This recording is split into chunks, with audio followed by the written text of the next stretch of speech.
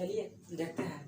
अभाज्य संख्या तो पढ़ लिए हैं, अभाज्य संख्या नहीं पढ़ते हैं। भाज्य संख्या पढ़ लेते हैं, सम संख्या विषम संख्या पढ़ लेते हैं। आप समझते हैं कि रूढ़ संख्या या अभाज्य संख्या होता क्या है, यानी रूढ़ संख्या और या अभाज्य संख्या क्या होता है उसके बारे में देखेंगे। फिर पढ़ेंगे सअभाज्य संख्या क्या होता है, फिर देखेंगे परिमेय संख्या क्या होता है।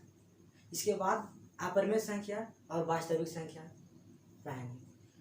तो चलते हैं कि रूढ़ संख्या या अभाज्य संख्या क्या होता है। अरे रूढ़ संख्या को ही अभाज्य संख्या, रूढ़ संख्या को ही क्या कहते हैं, अभाज्य संख्या। ये रूढ़ संख्या और अभाज्य संख्या दोनों का है एक ही है, यानी रूढ़ संख्या को ही हम अभाज्य संख्या कहते हैं।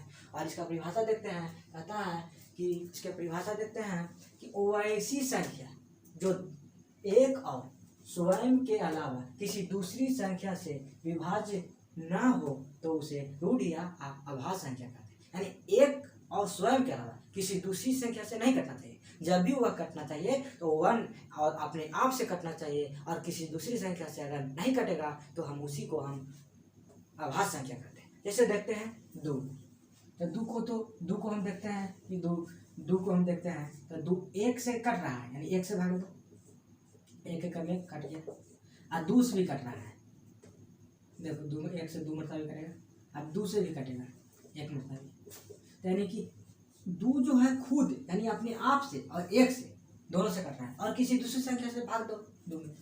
दो में किसी दूसरी संख्या से भाग दे सकते हैं, नहीं दे सकते हैं। यानी वन से कट रहा है और अपने आप यानी दो से ही कट रहा है, तो यह कौन संख्या होगा, अभाज्य संख्या होगा। यानी कि स्वयं से कटे और एक से कटे, यानी एक और स्वयं के अलावा किसी दूसरी संख्या से नहीं कटना चाहिए, उसी को हम अभाज्य संख्या कहेंगे। और एक और स्वयं के अलावा किसी दूसरी संख्या से न कटे तो हम उसे अभाज्य संख्या कहते हैं।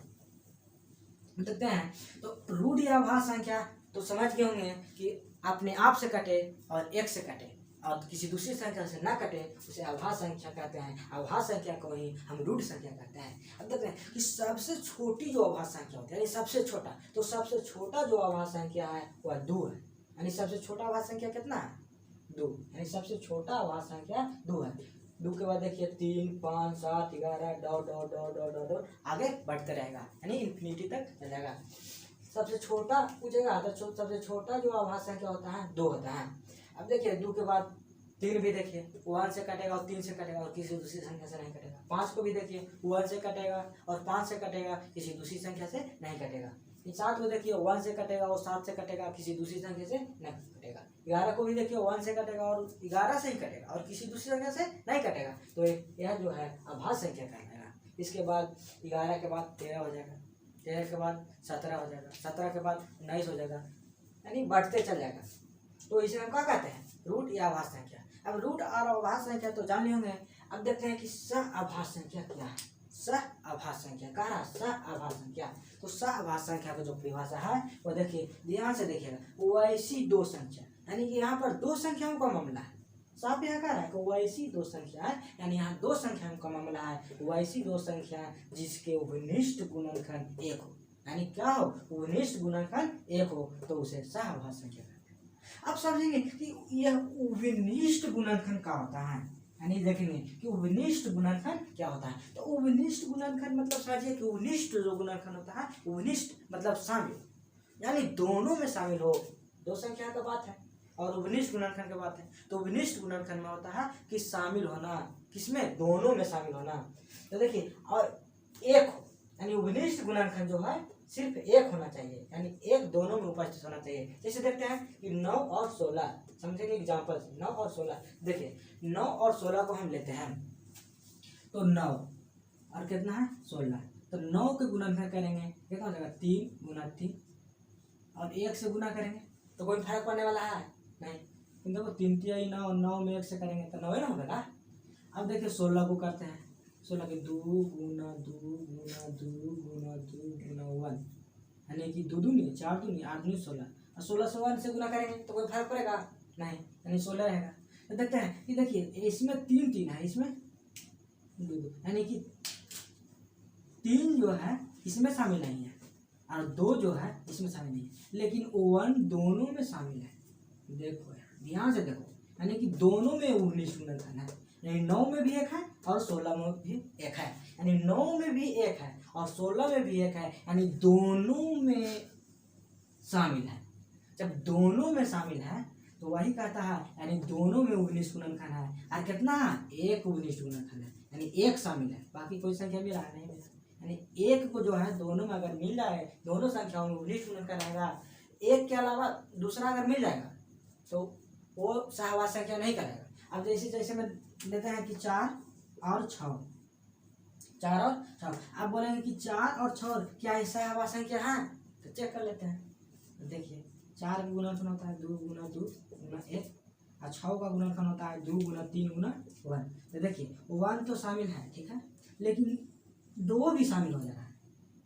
तो 2 शामिल हो जा रहा है तो नहीं ना, खाली हमको 1 शामिल होना चाहिए, और 1 के अलावा किसी दूसरी संख्या नहीं मिलना चाहिए। ये देखिए अगर में 3 है, अगर में 2 है, कोई नहीं मिल रहा है, तो ये दोनों जो संख्या कहलाएगा वह सहवास संख्या कहलाएगा।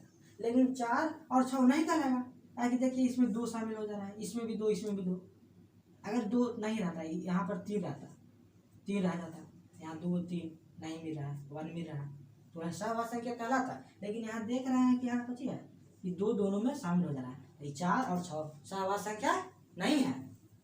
अब समझ में आया? उभनिष्ठ गुणनखंड के मतलब तो समझिए, उभनिष्ठ गुणनखंड मतलब शामिल होना, किस में शामिल होना, दोनों में शामिल होना। वही कह रहा है सहवास संख्या क्या है, वैसी दो संख्या जिसके उभनिष्ठ गुणनखंड 1 हो तो उसे सहवास संख्या कहेगा। जैसे 9 और 16, फिर हो जाएगा कितना, 3 और 5, डॉट डॉट डॉट इत्यादि, बहुत हो सकता है, 5 और 7 हो सकता है, 7 और 11 हो सकता है। अब देखते हैं आगे कि परिमेय संख्या क्या होता है। अगर आप परिभाषा देखते हैं परिमेय संख्या क्या होता है, तो परिमेय संख्या के बारे में हम जानकारी लेंगे कि परिमेय संख्या किसे कहते हैं, परिमेय संख्या किसे कहते हैं। तो देखते हैं वैसी संख्या जो p बटा q के रूप में, यानी कह रहा है कि p बटा q के रूप में होना चाहिए, यानी p बटा q के रूप में हो, जहाँ p और q पूर्णांक, p और q क्या है, पूर्णांक होना चाहिए, यानी p बटा q के रूप में होना चाहिए, लेकिन p और q एक पूर्णांक होना चाहिए। और क्या कहता है कि दोनों का कोई उभनिष्ठ गुणनखंड नहीं है, यानी दोनों का उभनिष्ठ गुणनखंड शामिल नहीं होना चाहिए। p और q में से दोनों में से कोई उभनिष्ठ गुणनखंड अगर शामिल नहीं होगा तथा q इक्वल टू नॉट 0, और q का मान जो होना चाहिए 0 के बराबर नहीं होना चाहिए, तो उसे हम परिमेय संख्या कहते हैं। जैसे एग्जाम्पल देखते हैं 4/5। अब एक एक करके पॉइंटों के समझेंगे कि का कह रहा है। सबसे पहले कह रहा है कि p बटा q के रूप में होना चाहिए। चलिए 5/4 को हम ले लेते हैं, तो 5/4 यहाँ कहते हैं, तो 5/4 तो यहाँ p बटा q के रूप में है, p ऊपर वाला हो गया, q नीचे वाला हो गया, p 4, p का मान जो है 4 दिया हुआ है और q का मान दिया हुआ है। अब देखते हैं तब शर्त पूरा होता है कि नहीं, देखते हैं p बटा q के रूप में तो है, ठीक है, जहाँ p और q पूर्णांक है, तो देखो 4 भी एक पूर्णांक संख्या है और 5 भी एक पूर्णांक संख्या है, 4 भी एक का है पूर्णांक संख्या है और 5 भी। दूसरा शर्त क्या होगा, तीसरा कह रहा है दोनों का कोई उभनिष्ठ गुणनखंड नहीं है, यानी दोनों संख्या जो है उसमें कोई उभनिष्ठ गुणनखंड नहीं होना चाहिए। तो देखिए यहाँ 4 है, तो 4 के गुणनखंड करेंगे तो 2, अब 5 एक तो रहता है, एक रहेगा तो कोई दिक्कत नहीं है, एक शामिल रह सकता है, एक तो शामिल रहता है। देखो यहाँ पर तो इसका गुणनखंड 5 गुना 1 होता है, यानी 5 लेके चलते हैं, एक को छोड़ देना है। तो देखिए यहाँ पर 2 गुना 2 है, यहाँ 5 है, तो कोई इसका गुणनखंड देखिए कोई शामिल है नहीं है, तो वही कह रहा है कि कोई गुणनखंड शामिल नहीं हो। अब कह देगा तुमको कि 6/8, 6/8, तो देखिए 6 में 2 गुना 3 हो जाएगा, और यहाँ 2 गुना 2, देखिए 2 दोनों में शामिल है, तो ये जो है परिमेय संख्या नहीं है। इसको काटला के बाद हो सकता है, जैसे देखिए 2 से 3, ये 4 कटेगा, 2 से कटेगा 4, तो जो 3/4 है वो जो है परिमेय संख्या है। ये परिमेय संख्या क्या है, देखिए 6/8 नहीं, काटला के बाद हो सकता है। अब देखिए 4/5 जो का है p बटा q के रूप में है, और 4 और 5 जो है क्या है, पूर्णांक है, यानी p बटा q के दोनों शर्त हो जा रहा है, कोई उभनिष्ठ गुणनखंड नहीं है, ये भी है। अगर है तथा q इक्वल टू नॉट 0, देखिए q का मान 0 का बराबर है, यहाँ 5 है, 0 तो नहीं, तब 0 नहीं है, तो ये क्या है, परिमेय संख्या है। समझ में आ गया होगा कि परिमेय संख्या किसे कहते हैं, सभी शर्तों को लागू होना चाहिए। तो देखिए एक बार देखते हैं, वो वैसी संख्या जो p बटा q के रूप में हो, वैसी संख्या जो p बटा q के रूप में हो, जहाँ p और q पूर्णांक है, दोनों का कोई निज गुणनखंड नहीं है तथा q equal to not zero हो तो उसे परिमेय संख्या कहते हैं। जैसे 4/5, 5/1, -1/2। देखिए परिमेय संख्या ऋणात्मक धनात्मक दोनों संख्या में हो सकती है। तो यहाँ तक हम जानकारी ले हैं। अब पढ़ेंगे परिमेय संख्या और परिमेय संख्या तो जानकारी ले लें। अब पढ़ेंगे अपरिमेय संख्या वास्तविक संख्या। चलिए हम देखते हैं अपरिमेय संख्या किसे कहते हैं। परिमेय संख्या तो पढ़ लिया था, परिमेय संख्या किसे कहते हैं। अब देखते हैं अपरिमेय संख्या के बारे में पढ़ेंगे और वास्तविक संख्या के बारे में पढ़ेंगे। तो सबसे पहले देखते हैं कि अपरिमेय संख्या क्या होता है। तो अपरिमेय संख्या के देखिए कह रहा है कि वो ऐसी संख्या, देखिए क्या कह रहा है कि वो ऐसी संख्या जो परिमेय नहीं हो, यानी जो परिमेय नहीं होगा तो उसे अपरिमेय संख्या कहेंगे। जोन संख्या अगर परिमेय नहीं हो तो उसे हम अपरिमेय संख्या कहते हैं। आगे देखते हैं कि अगला परिभाषा का है अपरिमेय संख्या के दो तीन तरह से परिभाषा को हम दे सकते हैं। तो अगला परिभाषा देखिए क्या है कि वो ऐसी संख्या जिसका पूरा वर्गमूल नहीं निकलता हो। अगर किसी भी संख्या का पूरा वर्गमूल नहीं निकलेगा तो हम उसे अपरिमेय संख्या कह सकते हैं। जैसे देखिए √2 का पूरा वर्गमूल नहीं निकलेगा, √3 का पूरा वर्गमूल नहीं निकलेगा, √5 का पूरा वर्गमूल नहीं निकलेगा, √7 का भी नहीं निकलेगा, √11 हो जाएगा, √17 हो जाएगा। तो जिसका वर्गमूल पूरा नहीं निकलता है तो उसे हम अपरिमेय संख्या कहते हैं। यानी कि देखिए अपरिमेय संख्या पहला परिभाषा है कि वैसी संख्या जो परिमेय नहीं हो तो उसे हम अपरिमेय संख्या कहेंगे। और दूसरा है कि वैसी संख्या जिसका हम पूरा वर्गमूल नहीं निकलता हो तो उसे भी हम अपरिमेय संख्या कहते हैं। तीसरा देखिए वैसी संख्या जिसका दशमलव प्रसार अशांत अनावर्ती हो, यानी कह रहा है तीसरा देखिए तीसरा परिभाषा का कह रहा है कि वो ऐसी संख्या जिसका दशमलव प्रसार अशांत अनावर्ती हो तो उसे अपरिमेय संख्या कहते हैं। तब समझेंगे कि अशांत अनावर्ती होता क्या है। तो अशांत अनावर्ती किसे कहते हैं उसके बारे में पहले समझेंगे। तो अशांत अनावर्ती होता है क्या कि अगर किसी भी भिन्न को यानी किसी भी परिमेय संख्या को अगर हम यानी भिन्न को हम दशमलव प्रति में अगर लिखते हैं या दशमलव प्रति में दर्शाते हैं तो दशमलव के बाद जो संख्या होता है उसका मतलब कि कोई और छोड़ नहीं रहता है कि का संख्या आवेगा, बढ़ते रहता है, अनंत तक बढ़ते चलता है। जैसे देखिए 0.12 012 के बाद डबल 0 आ रहा, फिर 12 4 गो 0 आ रहा, फिर 12 यानी कि 0 आते जा रहा है। यानी कि अगला संख्या हम बता नहीं सकते हैं कि क्या आवेगा, कह सकते हैं कि हम इसके बाद कौन संख्या आवेगा नहीं बता सकते। यानी कि डॉट डॉट डॉट दशमलव के बाद जो है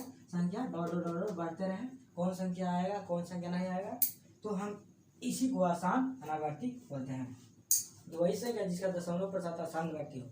आगे देखते हैं कि 2.64571 यानी आगे संख्या का आवेगा इसको हम पता नहीं कर सकते हैं। जब भी पता होगा जब भागा देने के बाद ही पता चल सकता है। जैसे पाई का मान होता है 3.141592 और आगे बढ़ते चलेगा, कौन संख्या आवेगा नहीं पता। तो पाई भी का है अपरिमेय संख्या है। चलिए देखते हैं फिर से एक बार देख लेंगे। वैसी संख्या जिसका दशमलव प्रसार अशांत अनावर्ती हो तो उसे अपरिमेय संख्या कहते हैं। और इसके ऊपर वाला परिभाषा है वैसी संख्या जिसका पूरा वर्गमूल नहीं निकलता हो। जैसे पूरा √2 का जो है पूरा वर्गमूल नहीं निकलेगा, √3 का पूरा वर्गमूल नहीं निकलेगा, √5 का भी नहीं निकलेगा, √7 का नहीं निकला, तो ये जो है अपरिमेय संख्या कहलाएगा। अब चलते हैं वास्तविक संख्या किसे कहते हैं, इसके बारे में देखते हैं कि वास्तविक संख्या जो होता है परिमेय और अपरिमेय संख्या के जो मिलने से जो बनता है वह वास्तविक संख्या कहलाता है। कहता है क्या अपनी भाषा में देखते हैं कि सभी परिमेय तथा अपरिमेय संख्याएं वास्तविक संख्या कहलाती हैं। यानी कि सभी परिमेय जितना भी सभी परिमेय संख्या और सभी अपरिमेय संख्या ये दोनों को सम्मिलित रूप को हम वास्तविक संख्या कहते हैं। इनका वर्ग सदैव धनात्मक होता है। एक पॉइंट यहाँ ध्यान दीजिएगा, कह रहा है यहाँ पर क्या कर रहा है, ये देखिए इनका वर्ग सदैव धनात्मक होता है। यानी कि जो परिमेय संख्या और अपरिमेय संख्या जो है और उसको वास्तविक संख्या कहते हैं। और जो वास्तविक संख्या के जो अगर हम वर्ग करेंगे तो सब धनात्मक होगा, सदैव धनात्मक होगा। जैसे देखिए 3/5 को हम वर्ग करते हैं, 3/5 ये तो ऋणात्मक है ना, वर्ग करेंगे तो 3 का 9/25 ये का है धनात्मक संख्या है। अब चलते हैं जैसे -3, हम -3 को हम वर्ग करते हैं, -3 को हम वर्ग करेंगे यानी -3 गुना -3 माइनस प्लस हो जाएगा, 3 है 9 तो धनात्मक में एक नहीं है। तो वही कहता है कि इनका वर्ग जो सदैव धनात्मक होता है। किसी भी वास्तविक संख्या का हम वर्ग करेंगे, कोई भी वास्तविक संख्या लो उसको हम वर्ग करेंगे तो उसका जो मान है वो सदैव धनात्मक में होगा। तो हम अपरिमेय संख्या भी देखनी है और वास्तविक संख्या भी देखनी है। और परिमेय संख्या भी, अभाज्य संख्या, रूट संख्या, सम संख्या पढ़ लिए हैं। अब इसके बाद जो हम पढ़ेंगे यूक्लिड विभाजन एल्गोरिथम जो है उसको स्टार्ट करेंगे अगले वीडियो में।